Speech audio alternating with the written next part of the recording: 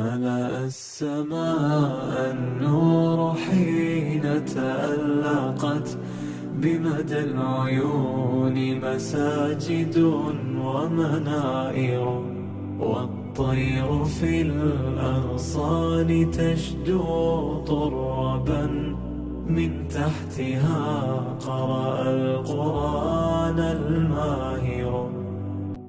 يتلو الكتاب وفي الفؤاد سكينة، فكأنه في جنة هو سائر. حفظ القرآن مرتلا ومجودا، وكأن آيات الكتاب مواطر.